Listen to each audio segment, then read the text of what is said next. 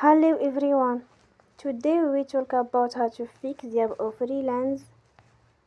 We will go to settings. Then we click on apps. After that you will search the app Relens and you will click.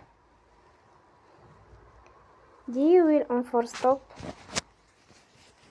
After that you will go to storage. Then we click on clear cache. In the end, turn off your Wi-Fi and you will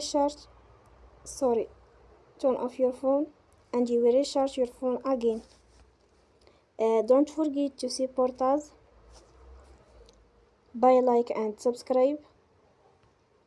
See you next time and thank you for watching.